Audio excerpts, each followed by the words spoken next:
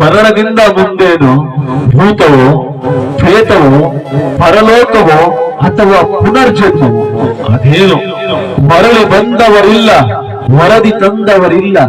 ಧರೆಯ ಬಾರ್ಗಿರುವ ಮಂಕುತಿಮ್ಮ, ಧರೆಯ ಬಾರ್ಗಿರುವ ಮಂಕುತಿಮ್ಮ.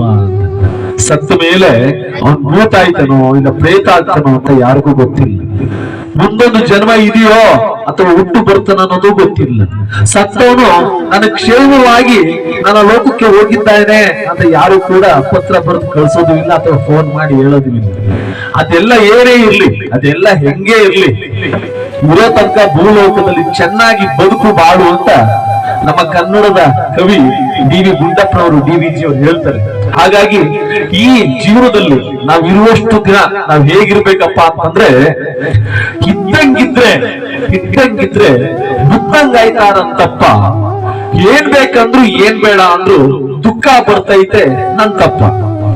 ಬಂದದ್ ಬರ್ಲಿ ಹೋಗೋದ್ ಹೋಗ್ಲಿ, ಬೆಳೆದದ್ ತಿನ್ನೋನೇ ರೈತ. ಅಪಮಾನ ಬಿಚ್ಕೊಂಡು ಮಾನ ಮುಚ್ಕೊಂಡು ಸನ್ಮಾನ ಹೊದ್ದವನೇ ಸಂತ. ಹಲ್ಟಾ ಹುಟ್ಬಿಟ್ಟು ಹಲ್ಟಾ ಬದುಕಿ ನಗ್ತಾ ಸಾಯೋನೇ ಧೀರ. ದೇಹಾನ್ ಬಳಸಿ ದೇಶಾನ್ ಕಟ್ಟಿ ದೇವನೂರ್ಗೋದವನೇ ವೀರ. ದಿಟಗಳು ನುಡಿದಂಗ್ ನಡೆದು ಅಡಿಕಿ ತಡಿ ಇಡುವಡಿಗೆನ್ನ ಮುಡಿ.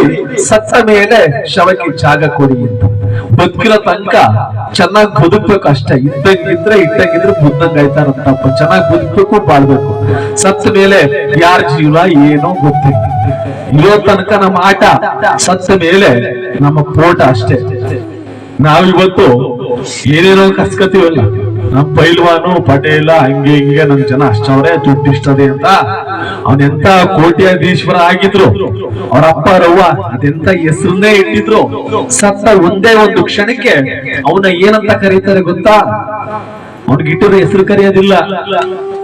ಸತ್ತ ಬರೀ ಒಂದೇ ಒಂದು ಕ್ಷಣಕ್ಕೆ ಹೆಣ ಅಂತ ಕರೀತಾರೆ. ಏನಂತ? ಹೆಣ ಅಂತ. ಅವನ ಹೆಸರಿಡ್ದು ಯಾರು ಕರೆಯಲ್ಲ. ಪಾಂಡುಪುರದಲ್ಲಿ ಸತ್ತೋಗಿದ್ರೆ ಮೊಮ್ಮಣ ಬರ್ತಾ ಇದ್ದಾನ ಅಂತ ಕೇಳಿಕ್ಕಿಲ್ಲ, ಹೆಣ ಬರ್ತಾ ಇದ್ದಾನ ಅಂತ ಕೇಳ್ತಾರೆ ಅಲ್ವಾ? ಅವನ ಹೆಸರೇ ಬಿಟ್ಬಿಡ್ತಾರೆ. 2 ದಿನಕ್ಕೆ ನಮ್ಮನ್ನ ಮರಿತಾರೆ, 3ನೇ ದಿನಕ್ಕೆ ಆಲ್ತು ಬಂದ್ಬಿಡ್ತಾರೆ. 11ನೇ ದಿವಸಕ್ಕೆ ಚೆನ್ನಾಗಿ ಉಂಡ್ಬಿಟ್ಟು ಸತ್ತವನ್ನ ಮರ್ತೇ ಬಿಡ್ತಾರೆ. ಈ ಜೀವ ಸತ್ತಂತ ಕಾಲಕ್ಕೆ ಒಂದಷ್ಟು ದಿನನಾರ ನೆನಪಿಟ್ಕೊಳ್ಬೇಕು ಅಂತ ಏನಾರ ಒಳ್ಳೆ ಕೆಲಸಗಳನ್ನ ಮಾಡ್ಕೊಂಡು ನಾವು ಜೀವನವನ್ನ ಸಾಗಿಸ್ಬೇಕಾಗತ್ತೆ.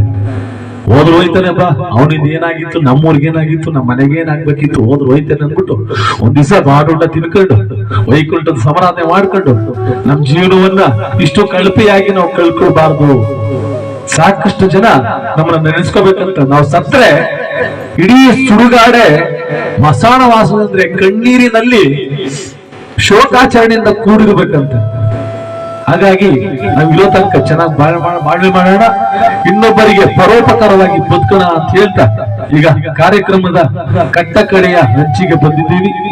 ಇವತ್ತು ನಮ್ಮ ಜೊತೆ ಇದ್ದಂತ, ನಮ್ಮೆಲ್ಲರೊಟ್ಟಿಗೆ ಬಾಳಿ ಬದುಕಿದಂತಹ, ನಮಗೆಲ್ಲ ಆದರ್ಶವಾಗಿ ಜೀವನವನ್ನ ಸವಿಸಿದಂತಹ ನಮ್ಮ ಪ್ರೀತಿಯ ಕೆರೆತಣ್ಣೂರು ಗ್ರಾಮದ ಚೆನ್ನೇಗೌಡರು ಸಾದಪ್ಪನವರು ನಮ್ಮೆಲ್ಲರನ್ನ ಬಿಟ್ಟು ಹೋಗಿದ್ದಾರೆ. ಅವರ ಸ್ಮರಣಾರ್ಥಕವಾಗಿ ನಾವು